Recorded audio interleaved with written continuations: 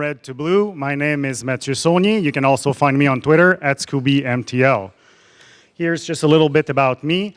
I specialize in adversary detection and threat hunting. I'm also a DEF CON Blue Team volunteer since last year at its creation. At this point of the talk, you might already wonder, is this guy mentally challenged or does he have an accent? Well, according to my doctor, it's because I'm French-Canadian and I speak like this. So you'll probably notice that I will or not pronounce H's in front of words and S's at the end of words, or I might add them where they don't belong. Don't worry. And Canadian, well, in general, we're nice people until we talk about hockey. So here's the agenda for today. So we're going to go over an overview of Bloodhound, some basic usage of Bloodhound. Then I'm going to go through an introduction of the Cypher query language. And then we're going to use that knowledge to destroy attack paths. And then we're going to talk about reporting and automation. By show of hands, except you two, who actually used Bloodhound before? Okay, a lot of people. Who actually built their own Cypher query before? You did. Okay. Defenders think in list, attackers think in graph. As long as this is true, attackers wins. This is a very famous quote from John Lambert that you probably heard. It's also the title of one of his blog posts.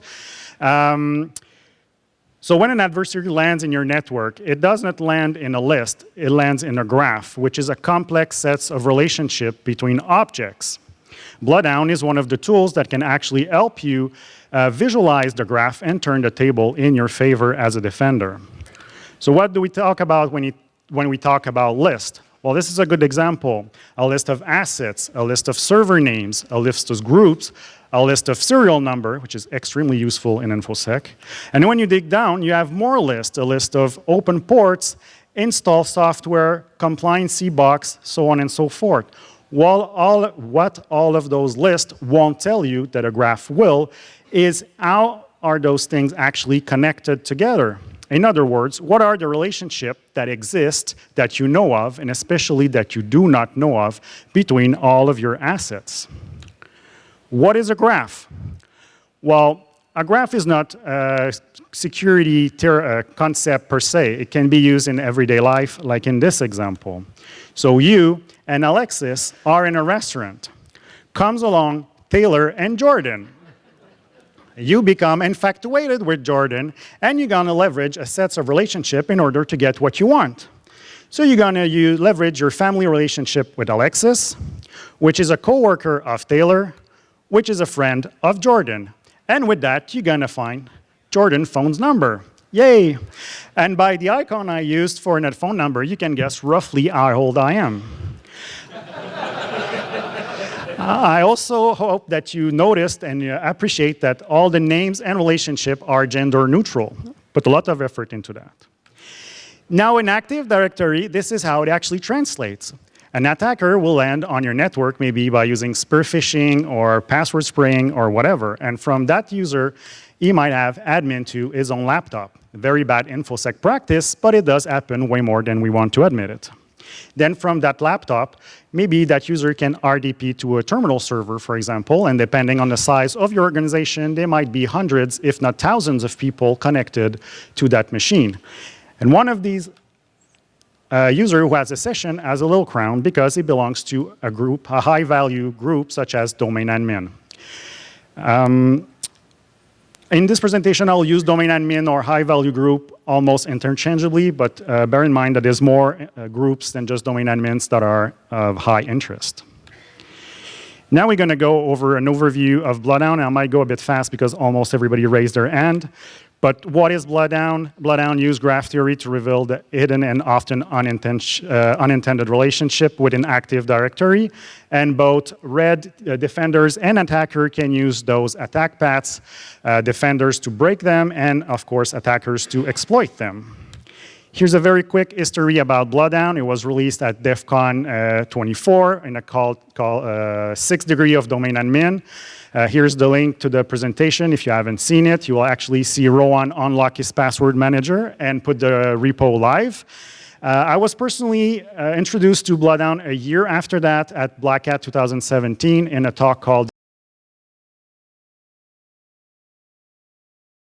Industrial Revolution of Lateral Movement from Tal Mahar and Tal Berry, where they explain how you can export the JSON path and then use some PowerShell script in order to get the credential automatically. Last year at Black Hat 2018, the team released Bloodhound 2.0 at Arsenal, and it is developed by Waldo, Captain Jesus, and Armjoy, who are in the room. And they all work for SpectreOps. I'm pretty sure you're familiar with those names. So what does Bloodhound do exactly? Well, it does three very simple things. It queries Active Directory, it imports the information in Neo4j backend database, and then it shows relationship between objects using a GUI. So why should you use Bloodhound? Well, for Red Team, you can use the UI to build attack path offline, and this will reduce a lot the noise on the network. When you're querying the network, every time you jump on a box, if you need to rescan the network, you're going to do that a lot of time, especially in large network. And when you're running Bloodhound, you'll touch the machine 2 times, if I'm not wrong. For blue teamers, well, we can use the query that I'll show you to find the paths that give attack paths or route to high-value targets to the most people in your organization, and then you can break those paths, and you can actually test the effect of a remediation directly in the graph before you go out and tell your sysadmin to do any modification, and that's what we're going to talk about. So now let's go over the basic, or what I like to call the first steps. So first of all, you'll need ingester. There's 3 main ingester for Bloodhound. There's SharpHound, which is a C# executable. There's Invoke Bloodhound, that is a PowerShell that loads SharpHound reflectively. And there is Python, Bloodhound Python, which is obviously a Python script that you can run also on Linux. So if you land on a Linux box, you can get all the goodness from Bloodhound from there.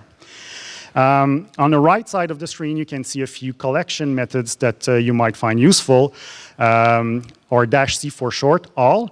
But be careful that all does not include logged on, because in Windows 10th anniversary and Windows 2016 server, you need to be local admin in order to list the session. Then there's also the DC only setting that will do a lot less noise on the network. As Defender, we don't really care about the noise, but it's still good to run it in order to see if your detection will catch it if it does less noise. Then there's the max loop time. That goes end-to-end with the session loop. By default, Bloodhound will run session will try to get the session for 2 hours. As Defender, you probably want to run it a lot longer, because if you run it 2 hours during the day, you'll catch all your user activity, but a lot of admin tasks are run only at night. So you can run it for 24 hours, 48 hours, and you should also shift when you're running it from time to time. Don't always run it Monday, Tuesday. Run it also sometimes on the weekend, because you might have some administrative task that runs only on weekends. Then there's Search Forest if you have multiple forests, and SharpHound-H, or you can go directly in the code to get all of the other switches. It has happened in the past that the help file was not exactly as the new comments. Just saying. Now it's time to go through a little demo or a tour of the GUI. And please, Andy and Rowan, don't slow down the group. If you have questions, wait until the end. We can do a one-on-one.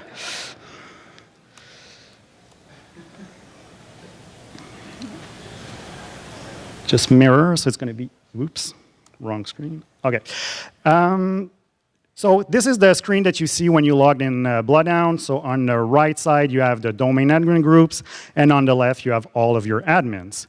If you click here, you get your database information, some node information, and some queries. Most people usually run the second query here, find shortest path to domain admin. So that's what we're going to do right now. I'm going to query our database. And while the little doggy does this thing, we're going to continue our tour. Down below here are the custom queries. You can click on the little pen here in order to edit the query. I will give you a link with all of the query that you see down there that you can just paste there. And here it is. So from here, you can select any objects. It's going to bring the information about that node. If you right-click, you have a few things that you can do. Mark as owned or edit the node. Here, you'll see all the information about the node. You can also add some properties. Another interesting thing, you can set as a starting node, and then you can use a little highway here in order to do just like in Google Maps. So from this user, do we have a path to domain admins, and it's autocomplete. It's great. And then you see the path from that user. Here you can just come back to the previous view. So let's continue the tour. So here you can export the graph as we talked about in JSON format or in an image. You saw it took a few minutes, but my database is very small. If you have a very large database, it can take a few hours to generate that graph. So you don't want to generate the graph every time you want to show it to someone in your organization. Here you can import your graph, change the layout, upload data. And here, settings, there's a few interesting things. Query debug mode, very important for us when you want to learn Cypher. It's going to show you the query that is run every time in the bar here, so you can cut and paste. And probably the most important part of Bloodhound, it's the dark theme, or the dark mode. By the way, every time I say dark mode in this presentation, there's a fairy that is born. Why fairy? Because I have 2 daughters, and they love fairies. Okay, let's go over some things that are maybe less known in Bloodhound.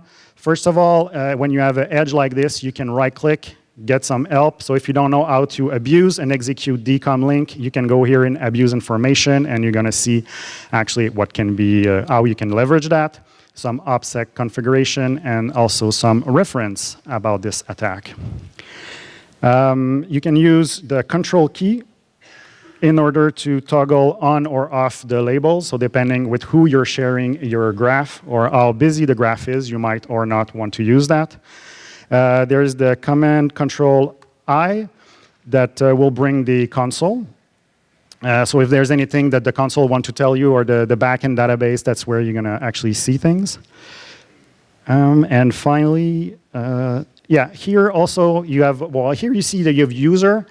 Little less known, you can also search for GPO using GPO colon. You can search for OU, and you can also search for domain that were queried.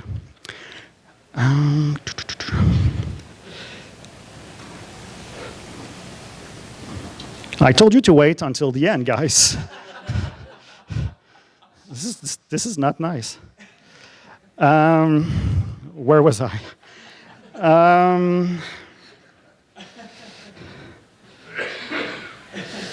Where was? Sorry. Yeah, so the GPO, Oh yeah, there's also another key stroke that you can use. It's the space bar. There. So it brings the spotlight. So this will show you all of the elements in your graph. And you can click on any graph. It's going to zoom in, and it's going to bring the node information. Another key that is not very well known, and I think it's the last key that I have to show you, is Command R. So that will log you out, refresh, log you back in, and then you'll have your new interface just reloaded. So mirror this one. Okay, so let's continue. So as I mentioned, whoops, they're inverted. Okay. That's the first fairy of the talk. Just have a little problem with my, just a second. Jesus.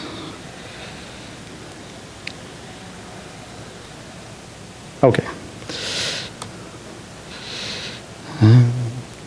Sorry about that. So here's the first fairy of the talk because we talked about the dark theme. Now some undocumented feature. I said they were undocumented, so I've documented them. So now they're half documented. So the graph database, so behind Bloodhound, there's a Neo4j database, as I mentioned. You can download the community edition at that link, and you'll start that just like you would start any other Linux service using the start command. Then you can log into the web console using port 7474, and some of you might wonder why use the web console when you have a GUI. Well, there's a few reasons for that. Dude, I told you to wait until the end. Where's the keyboard? Where's the mouse? Jesus Christ. And I'm Okay, there it is.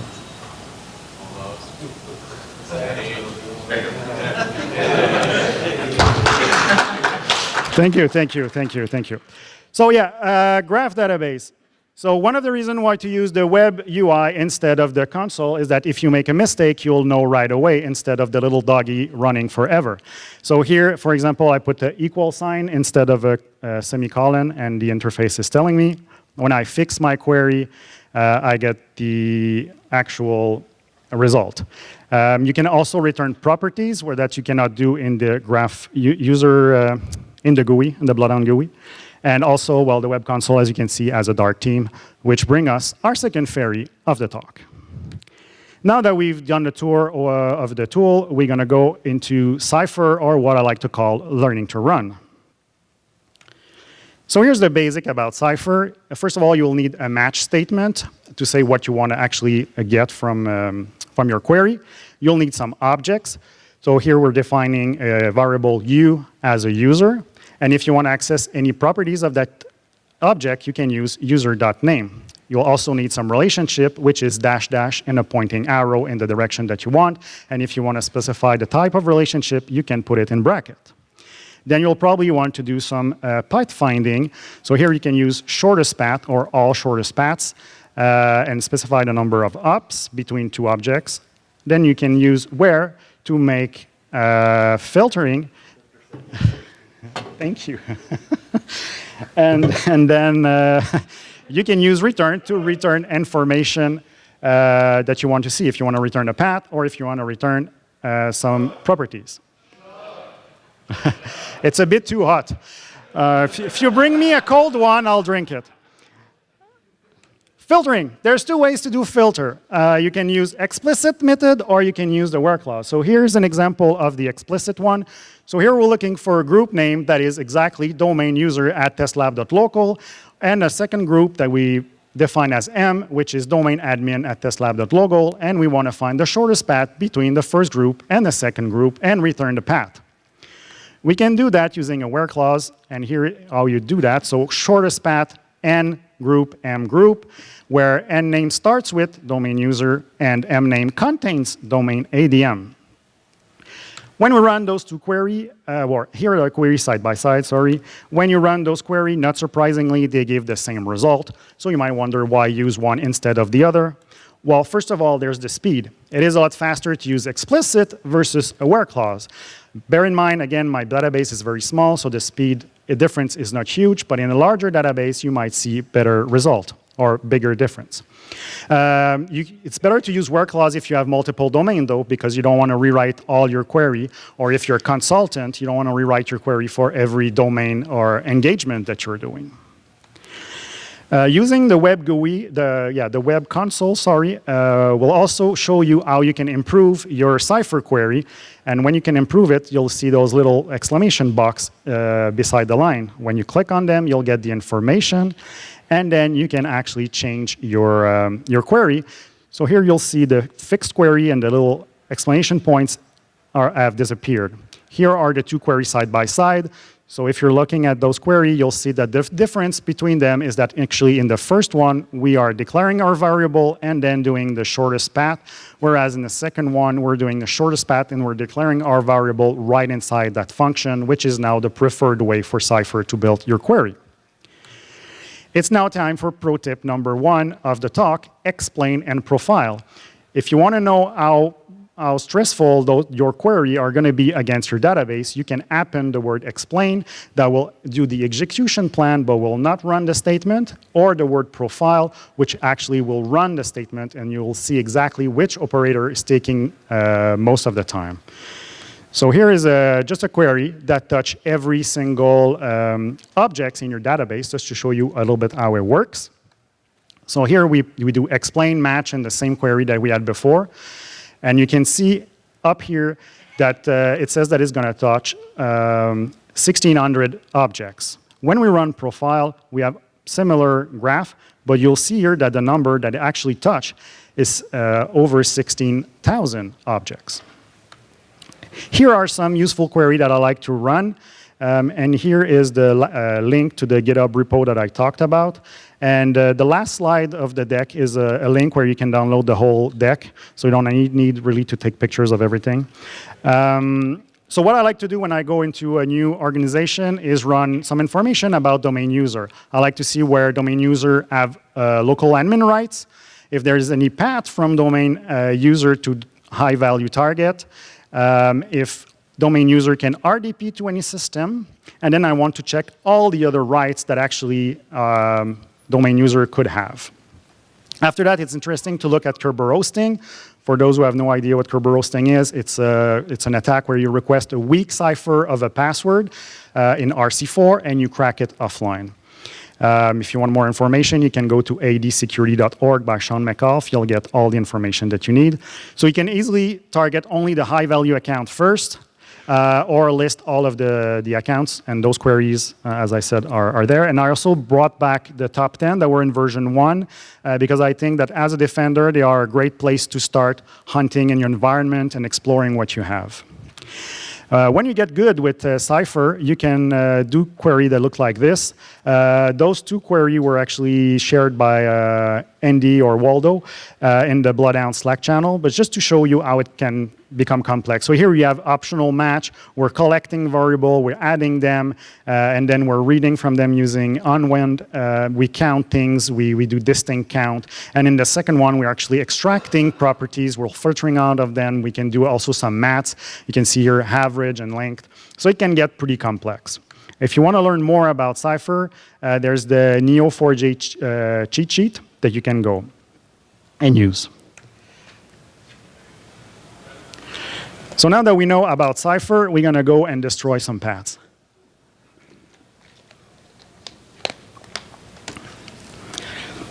So I'm just going to explain what we're trying to do exactly.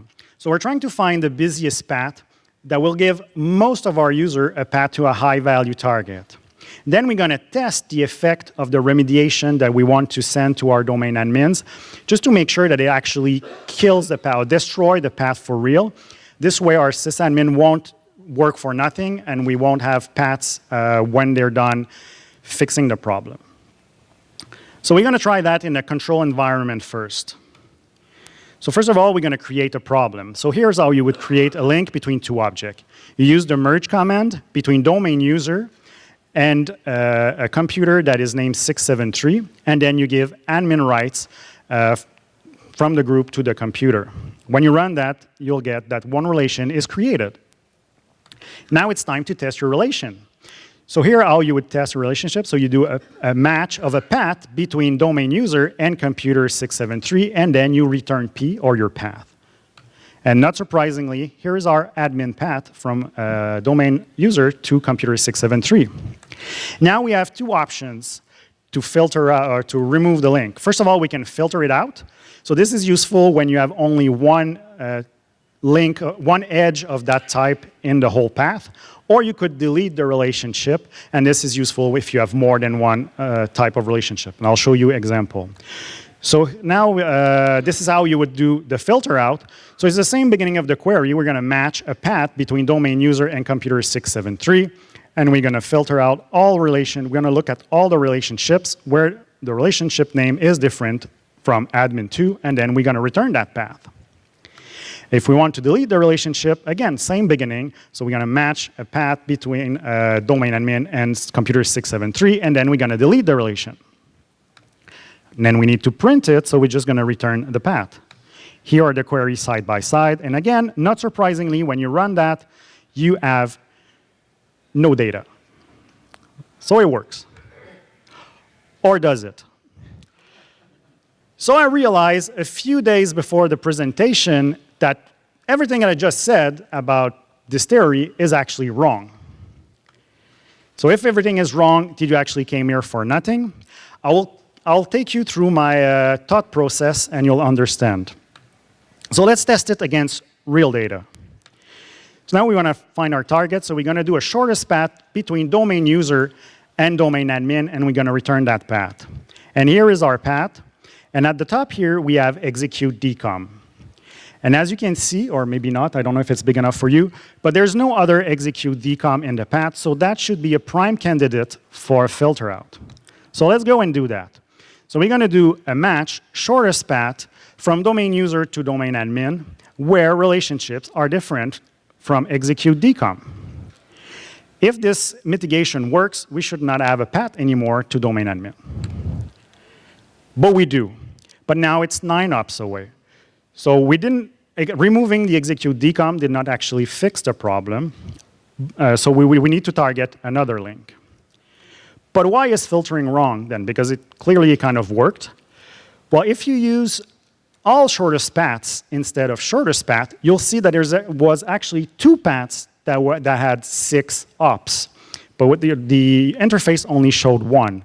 So here, down here, you have the execute DCOM that we filter out. But actually, there was another execute DCOM in the other shortest path that was also filtered out. And this is something that I realized when I was answering a question to someone on the Bloodhound channel. He was saying, how can I filter out a relationship between 2 objects? And someone said, just go into GUI and uncheck the filter that you don't want. And I say, no, this is wrong because it's going to filter that type of relationship everywhere in your database. So it's wrong. And I was very proud of my answer. And then the next morning I said, uh-oh, this is exactly what I'm doing, but with Cypher. So that's when I realized that I was actually wrong. So this is not a good method. Don't use filtering. It was very nice in theory, but don't use it. So what about deleting a relation? Because I said everything was wrong, right? So let's go again to our shortest path from domain user to domain admin. And now we have the label. And here is the execute DCOM is between the group IT4574 and computer 652. So let's target that relationship and let's delete it. So we're going to match a path between IT group 4574 and a computer name 652, and we're going to delete our relationship. Delete R. As you can see in the little brackets, there's an R. And then you get this. And then I was like, this. Because this was 36 hours before the presentation. And I was like, uh-oh, I'm going to talk in front of a lot of people, and it doesn't work. Fortunately enough, the solution was one Google search away. So here is the correct way of deleting a relationship. So you need to specify which type of relation that you want to delete, and then you delete only one relationship. Sorry, here it is. So now you see that we want to target a relationship that is actually named execute DCOM, and that will delete only one relationship. And then I was literally like this in my hotel room. So using that technique, you'll get from the filtering that had 9 ops to the picture on the right, which is actually the right one, and we only deleted one execute DCOM, and we still have the other one as a shortest path. So we still know that removing that execute DCOM did not fix the link, but at least we are not blind to a lot of paths that might be shorter. So here's a little bit what happens is that if you run the same query in the 2 different GUI, you'll see that in Neo4j console, you see all the links. And in Bloodhound, you see only one link. And the reason is very simple, and I had a chat with Waldo about this, is that when you query the database, it actually returns only one link, and it's going to return the first one that it sees alphabetically. So if the most important link starts with a Z, you won't see it if there's another link that starts with a lower letter. Well, this is something that you might want to consider. Also in the web console, for some reason, it also returned only one path, but it shows them all by some black voodoo magic. So let's recap a little bit what happened. First of all, a graph is like a map. So it's not because you close one street between 2 cities that you cannot reach that city. There's always another, well, most of the time there's another way to get there. Bloodhound will show only one relationship, even if there's more than one. And it is possible to delete a specific relationship if you give it a name. Also, be careful. When you start deleting relationship, You need either to recreate them, or if you delete too much and you'll use track, you can re-import your old database and it's going to recreate it. So now that we've got the right solution, we can get back to what the presentation was about and go for pro tip number 2 of the talk. Hey Scooby, will there be another fairy? Sub T. Oh, that's lovely, Casey.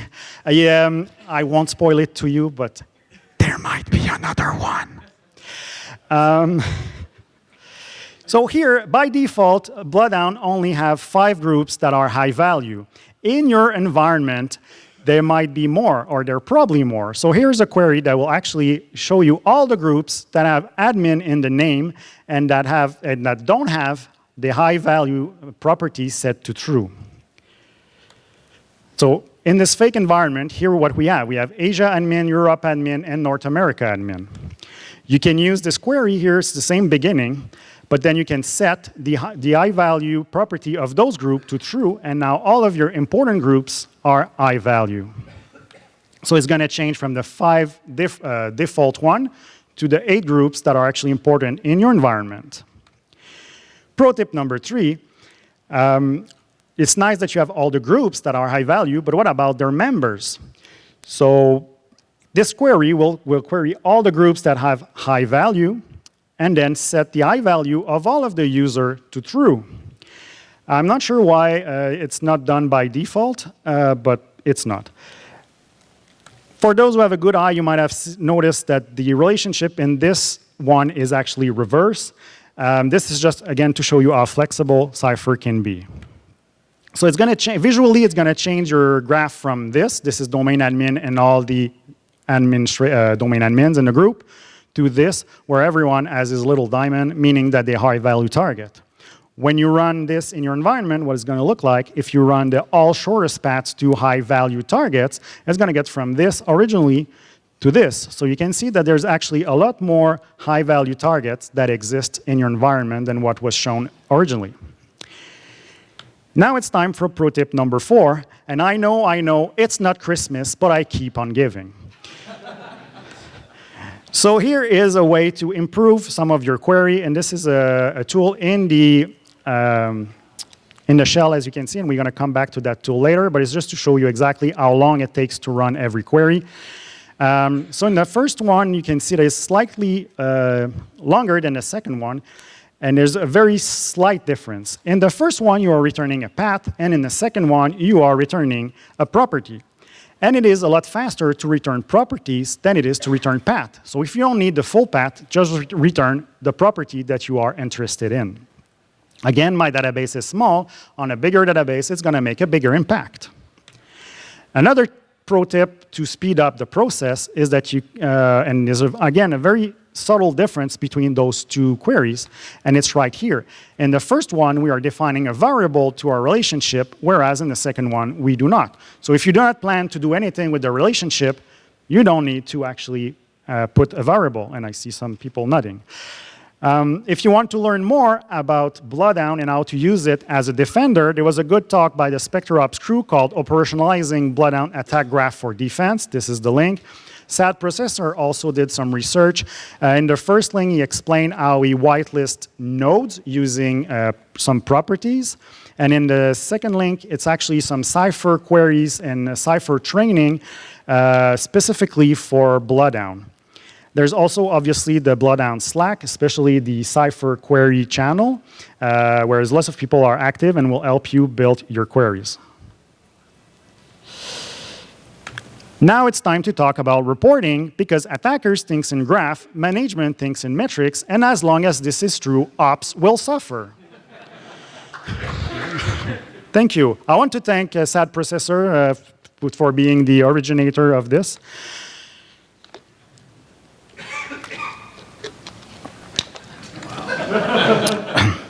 So here's an example of very basic reports that you could give your organization, and I've highlighted 2 of the query that we're going to go a little bit deeper. So first of all, the percentage of user with a path to domain admin. Let's say the first time you run this in January, you have 100%, and then you manage to get it down to 57 and maybe to 12%. If this is not graphical enough, or visual enough, sorry, for your management, you can always use gauges. And if this is not visual enough, well, honestly, I cannot help you anymore. These ones have been made very, very easily with Google Docs. So here's the query that you can use to show the percentage of users who have a path to domain user. So this query goes, I'm going to try to explain that a little bit. So you're doing an optional match where you are looking for users that have a path to domain admin. Then you're doing another match where you're looking for the total of users, and you count them, you count the distinct number of users you have, and you put that in a variable that you call uTotal. And then you count also the distinct user that has a path, and then you do some maths right in your return function. So you say user that has a path divided by my total user multiplied by 100%, they will give me my percent. So here you have it, 100%, which is pretty normal because I've created the link for that. And now the second query that I want to show, and this one I'm also very proud of because I worked very, very hard. Waldo gave me a query that worked in production using SID, but it didn't work in my test database because there's no SID in the fake database. So I had to work kind of hard to make this one. So here I go. So you do an optional match for computer that are not in the domain controller group. So that will give you all your non-domain controller machine, and you can see it as non-DC. And then you're going to do a match from all of your computers that are not DC, and you're going to search for all the users that have a session on those machines that are member of the domain admin groups. And then you're going to return all the username, and you're going to count to how many machines they are connected to, and you're going to return that. Again, for those who have good eyes, you might have noticed that here we have double relationship, again, showing how powerful Cypher can be when you start playing with it and understand how it works. So this will give us something like this. So all the username and all the number of connection they have. So now you know who you can target in your organization to give some training and explain how it works. If you have more cryptic username and this doesn't mean anything to you, there's a little neat trick here. You'll see this is pretty much the same query that I've just shown. There's a slight difference, is that in the return function, we use brackets, and this way we can return more than one attributes. So that will return something that looks like this. So we have the username and then the display name from the database. Now again, another way to be more visual maybe is to use logarithmic view or logarithmic bars. This is probably not the best way to show it, but it's difficult because like if you're looking especially for Kerberos thing, you'll have very large number, and for the rest you should have very small number. But I hope I get some points because I've used a dark theme. Oh, the third fairy of the talk. Now it's time to talk about automation. Because let's be honest, we don't like to do things again and again and again. So here we're back in the shell, and there's this Cypher shell utility that is located in the bin directory. So you can export your username, export your password, and then you can paste your Cypher query right in the shell.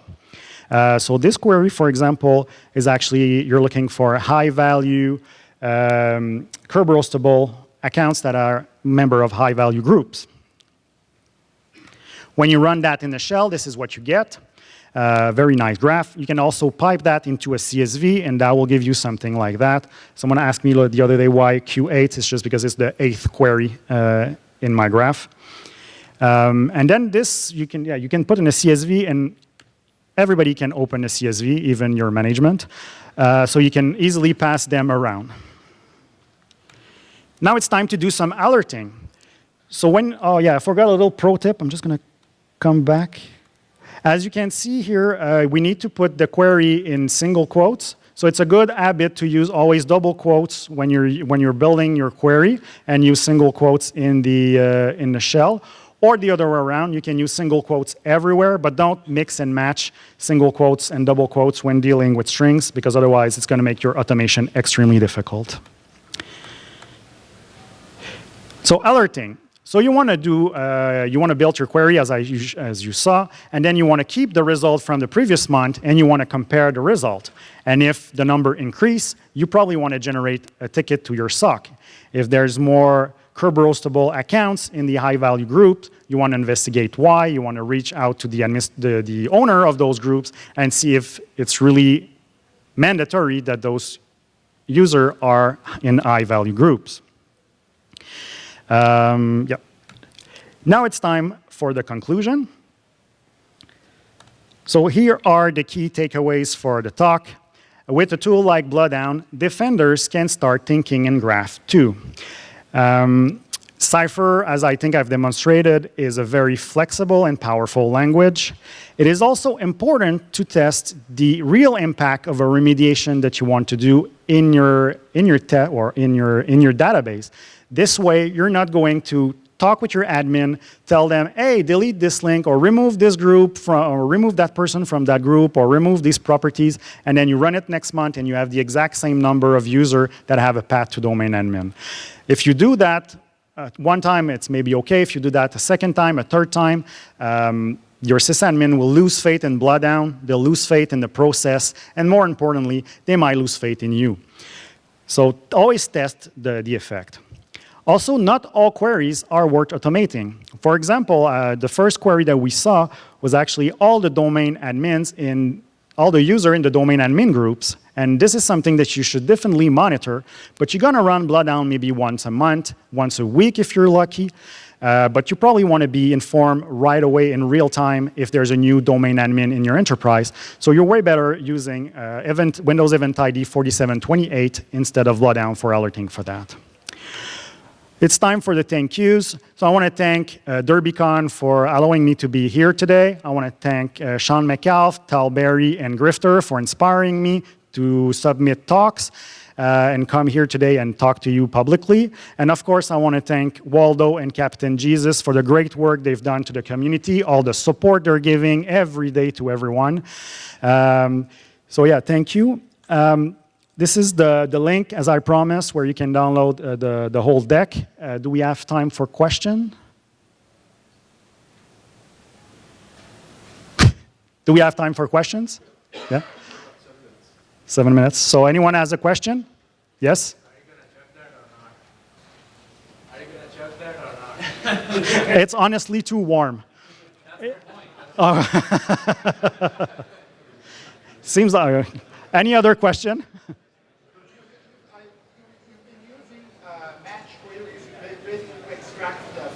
Your experience, you added stuff to the graph to merge or create? Okay. Okay, the question was, do I find a need to add stuff in the graph using merge? Usually, no. Usually, you import the data. Unless you delete a relationship and you want to recreate it, then you would use a merge. Any other questions? Yes? A pro tip for running the ingester? Well, I would suggest that you run it as a normal user first, just to get it's easier to get the buy-in of your corporation if you run it as a normal user. And once you think you've reached a point where you cannot improve anymore, then you can ask to run it as a local admin on all machines, and then it's going to open new doors and new possibility. Any other questions? Yes?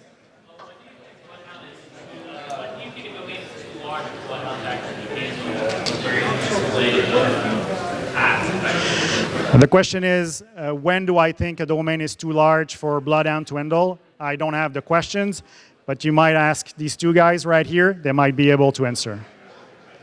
Yes?